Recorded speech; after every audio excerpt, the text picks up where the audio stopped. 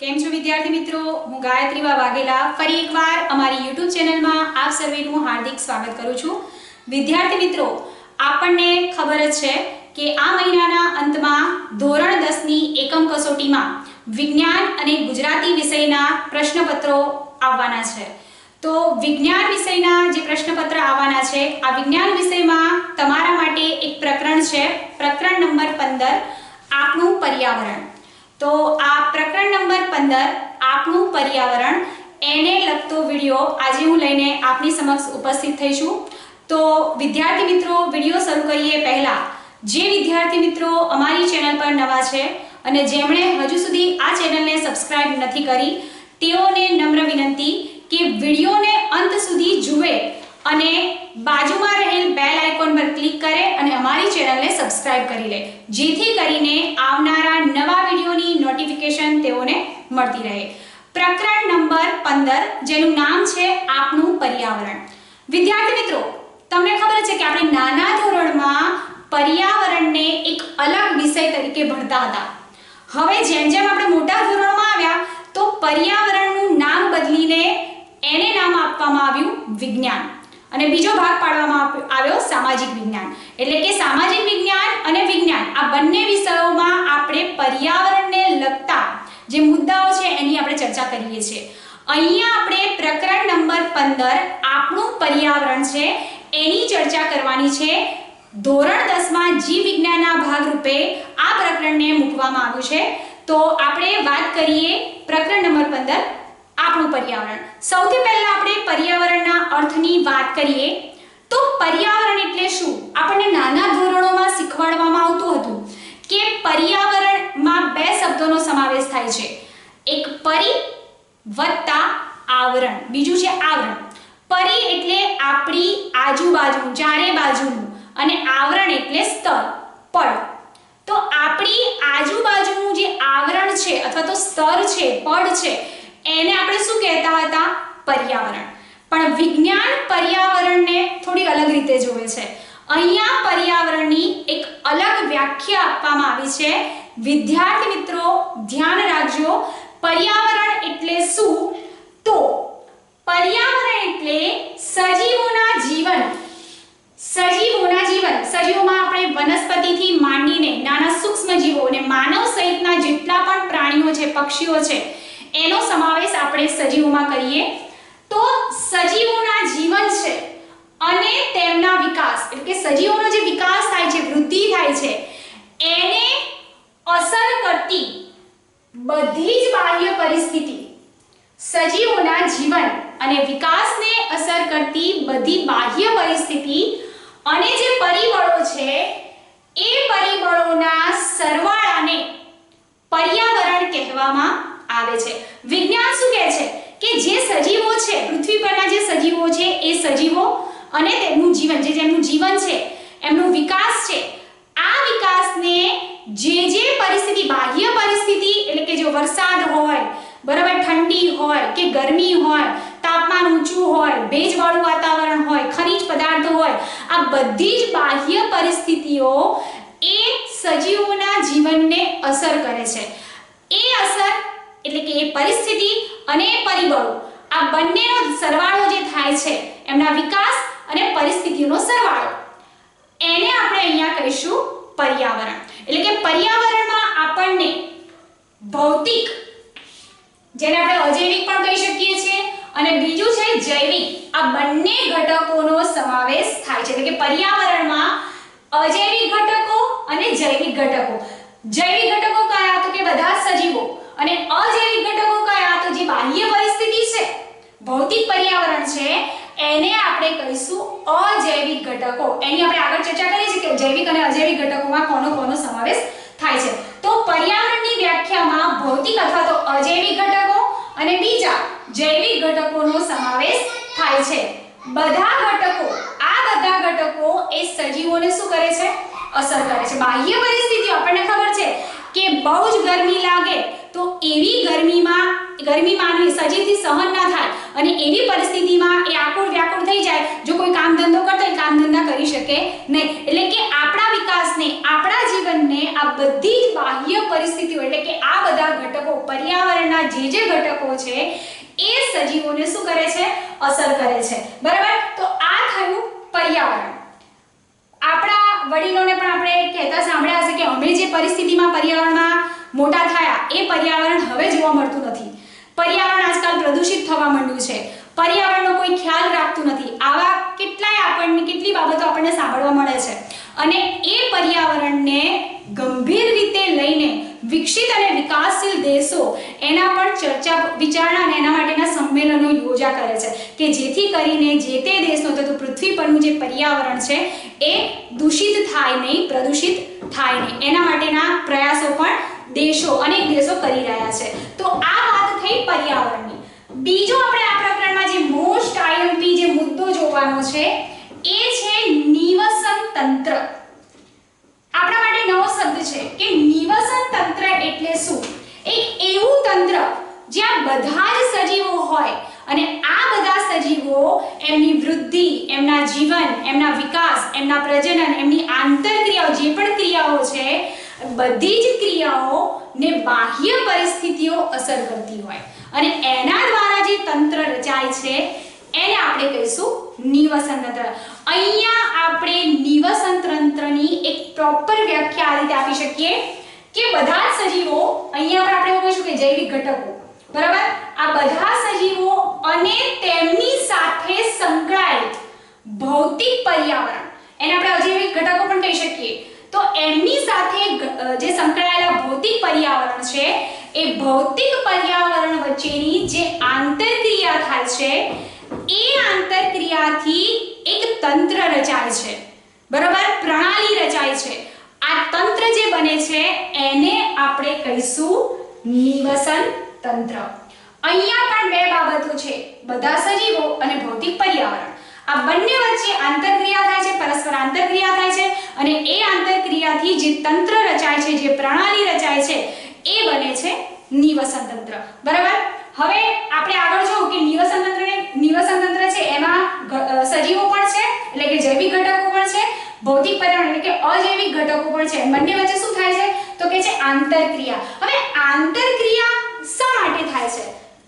આ આંતરક્રિયા એ પ્રકૃતિમાં બેલેન્સ એટલે કે સંતુલન જળવાઈ રહે એટલા માટે આ આંતરક્રિયા થાય છે અને નિવસન તંત્ર એના માટે જરૂરી છે.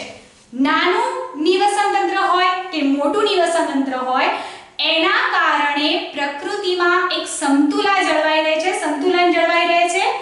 નિવસન તંત્રમાં જૈવિક અને અજૈવિક ઘટકો હોય છે. આપણને એક એમ કહેવાય કે નાનું ઉદાહરણ તમને આપું. દાખલા તરીકે પૃથ્વી પર માત્ર ને માત્ર તૃણાહારી પ્રાણીઓ હોય તો શું થાય તો કે જે જેટલા પણ જંગલો છે એ નષ્ટ થઈ જાય, કારણ કે બધા છે એ તૃણાહારી પ્રાણીઓ છે, કોઈ માંસાહારી કે મિશ્રાહારી નથી. પણ નિવસન તંત્રમાં રચના કેવી થાય છે તો કે જે કેટલાક તૃણાહારી હોય છે, કેટલાક માંસાહારી હોય છે અને કેટલાક મિશ્રાહારી હોય છે. એના કારણે શું થાય છે તો જે પ્રકૃતિની જે રચના છે, જેનું સંતુલન છે એ જળવાઈ રહે છે. જો આવું નિવસન તંત્ર ન હોય તો પ્રકૃતિની સમતુલા જળવાય નહીં. માત્ર એમ કહેવાય કે તૃણાહારી પ્રાણીઓ જ હોય તો ઘાસ ના જોવા મળે, વનસ્પતિ જોવા ના મળે. માત્ર માંસાહારી હોય તો પ્રાણીઓ જોવા ના મળે, બરાબર. તો આ બધા જ પ્રાણીઓનું સંતુલન જળવાઈ રહે એટલા માટે નિવસન તંત્રની રચના થયેલી છે. નિવસન તંત્રમાં બે ઘટકો જોવા મળે છે, એક જૈવિક અને બીજા અજૈવિક ઘટકો. હવે નિવસન તંત્રની વિશિષ્ટતાઓની વાત કરીએ તો મેં આગળ કીધું એમ કે નિવસન તંત્ર નાનું પણ હોઈ શકે અને મોટું પણ હોઈ શકે.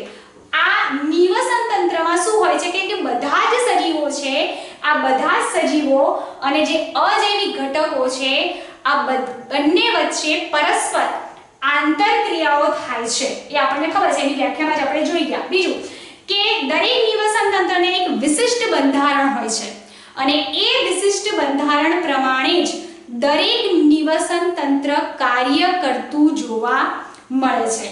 દરેક નિવસન તંત્ર, નાનું નિવસન તંત્ર અંતે શું થાય છે તો કે છે કે મોટા નિવસન તંત્રમાં ભળી જાય છે. આપણે કે એની વિશિષ્ટતા છે. અને પૃથ્વી પર આ વસ્તુ ધ્યાન રાખજો વિદ્યાર્થી મિત્રો કે પૃથ્વી પરનું સૌથી મોટું જે નિવસન તંત્ર છે એ કયું છે તો કે છે દરિયાઈ નિવસન તંત્ર એ પૃથ્વી પરનું સૌથી મોટું નિવસન તંત્ર છે. ક્યાંક નાના પ્રશ્નમાં પૂછાઈ જાય કે પૃથ્વી પરનું સૌથી મોટું નિવસન તંત્ર કયું છે, તો આ ધ્યાનમાં રાખવાની બાબત છે કે દરિયાઈ નિવસન તંત્ર એ પૃથ્વી પરનું સૌથી મોટું નિવસન તંત્ર છે.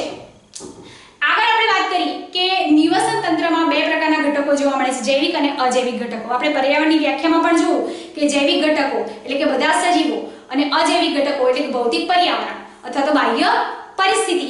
તો જૈવિક ઘટકોમાં એટલે કે સૂક્ષ્મ જીવોથી માંડીને પશુઓ, પક્ષીઓ એટલે કે કીટકોથી માંડીને પશુઓ, પક્ષીઓ અને માનવ સહિતના જેટલા પણ પ્રાણીઓ છે એને આપણે કહીશું જૈવિક ઘટકો. એમાં વનસ્પતિ પણ આવી જાય, બરાબર. એ બધા સજીવો છે એને આપણે જૈવિક ઘટકો કહીશું. એ નિવસન તંત્રના ઘટકોમાંનો એક ઘટક છે. બીજું છે અજૈવિક ઘટક. ભૌતિક પર્યાવરણની વાત કરીએ, બાહ્ય પરિસ્થિતિની વાત કરીએ, જેમાં જીવ નથી પરંતુ નિવસન તંત્રની રચના માટે સજીવોના જે જીવન છે, સજીવોની જે ક્રિયાઓ છે, એ ક્રિયાઓને જે પરિસ્થિતિ અસર કરે છે એના માટે અજૈવિક ઘટકો મુખ્ય છે. એના વગર નિવસન તંત્ર ચાલી શકે નહીં, એ તંત્ર રચાઈ શકે નહીં, એની રચના થઈ શકે નહીં. તો આ અજૈવિક ઘટકો એટલે કે ભૌતિક પર્યાવરણમાં આપણે ભૂમિ, પ્રકાશ, તાપમાન, ભેજ, વરસાદ અને ખનિજ દ્રવ્યો એટલે કે ખનિજ પદાર્થોનો સમાવેશ કરી શકીએ છીએ. તો આ થયા નિવસન તંત્રના ઘટકો. એ પછી નિવસન તંત્રના પ્રકારોની વાત કરીએ તો નિવસન તંત્રના બે પ્રકાર જોવા મળે છે. એક છે કુદરતી નિવસન તંત્ર કે જેનું નિર્માણ કુદરતે કરેલું છે, આપોઆપ રચાયેલું છે. તમે જંગલો નિહાળ્યા હશે કે જંગલોમાં સૂક્ષ્મ જીવો પણ જોવા મળે, પક્ષીઓ પણ જોવા મળે, મોટા પ્રાણીઓ પણ જોવા મળે, વનસ્પતિ તો જોવા જ મળે કારણ કે વનનો સમૂહ એટલે જંગલ થાય. તો એવા સજીવો અને આ સજીવો પર જે બાહ્ય પરિસ્થિતિ એટલે કે ભૌતિક પર્યાવરણ અસર કરે છે એના કારણે જંગલ પણ કુદરતી નિવસન તંત્ર, આપોઆપ રચાયેલું એક નિવસન તંત્ર છે. તૃણભૂમિ એટલે ઘાસની જે જમીનો છે એ પણ કુદરતી નિવસન તંત્ર છે.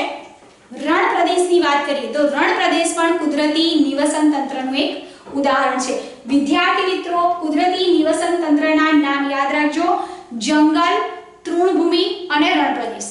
આ ત્રણે ત્રણ એ કુદરતી નિવસન તંત્રના પ્રકારો છે. એના પછી કૃત્રિમ નિવસન તંત્રની વાત કરીએ. કૃત્રિમ એટલે શું? તો કે છે માનવ સર્જિત નિવસન તંત્ર કે જેનું નિર્માણ માનવીએ કરેલું હોય. દાખલા તરીકે તમે ખેતરોની વાત કરીએ તો ખેતર, હવે તમને એમ થાય કે ખેતર કઈ રીતે નિવસન તંત્ર કહેવાય? તો ખેતર પણ નિવસન તંત્રનું ઉદાહરણ છે કારણ કે ખેતરમાં માત્ર જમીન નહીં પણ અનાજ ઉગાડે છે. હવે એ અનાજને ખાવા માટે કેટલાક પક્ષીઓ આવે છે, કીટકો આવે છે, બરાબર.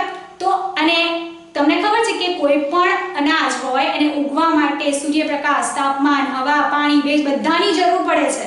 તો ખેતર પણ નિવસન તંત્રનું એક ઉદાહરણ છે, પણ એ કૃત્રિમ એટલે કે માનવ સર્જિત નિવસન તંત્ર છે. વાડીની વાત કરીએ, માછલી ઘરની વાત કરીએ અને બગીચાની વાત કરીએ તો એ પણ કૃત્રિમ એટલે કે માનવ સર્જિત નિવસન તંત્રના ઉદાહરણો છે. હવે અહીંયા એક પ્રશ્ન તમારા પાઠ્યપુસ્તકમાં પણ આપેલો છે: શું આપણે બગીચાને નિવસન તંત્ર ગણી શકીએ? તો એના માટેનો જવાબ છે હા. બગીચો પણ નિવસન તંત્ર ગણી શકાય અને એક કૃત્રિમ નિવસન તંત્ર ગણી શકાય. કઈ રીતે? હવે તમને એવું થાય કે બગીચો કઈ રીતે? બગીચામાં તો શું હોય?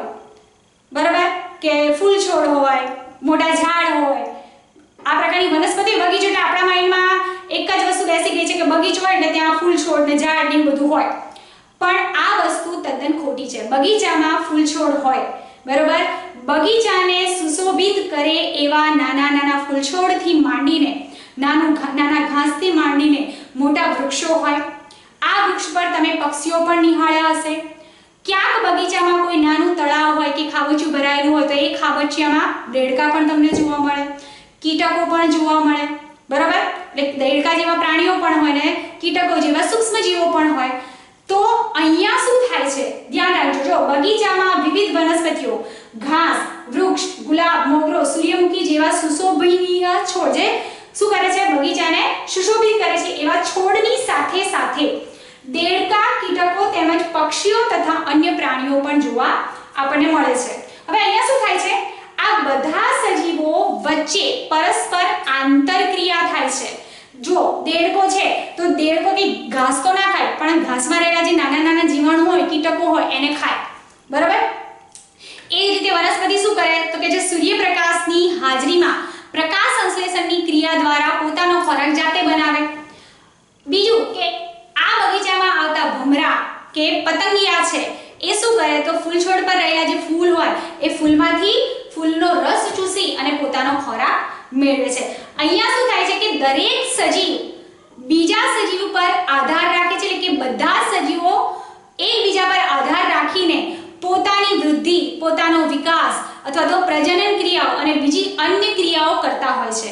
અને એના કારણે શું થાય છે તો કહે છે કે બધી જ બાહ્ય પરિસ્થિતિઓ જે અજૈવિક ઘટકો છે એ બધા સજીવો પર અસર કરે છે. અને એ અસરને પરિણામે શું થાય છે તો કહે છે કોઈ જે પણ સજીવો છે એની વૃદ્ધિ થાય છે, એનો વિકાસ થાય છે, એની બીજી અન્ય ક્રિયાઓમાં આ બાહ્ય પરિસ્થિતિઓ શું કરે છે અસર કરે. દાખલા તરીકે મેં આગળ વાત કરી કે વૃક્ષ છે તો પોતાનો ખોરાક બનાવવા માટે એને શું જરૂરી છે? સૂર્યપ્રકાશ. સૂર્યપ્રકાશ એ બાહ્ય પરિસ્થિતિ છે, અજૈવિક ઘટક છે.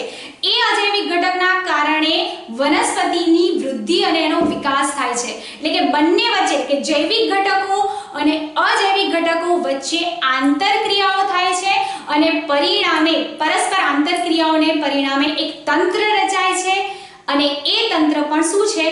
નિવસન તંત્ર છે. અને એટલા જ માટે આ પ્રશ્નનો જવાબ આપણે હામાં આપી શકીએ કે હા, બગીચો પણ એક નિવસન તંત્ર છે.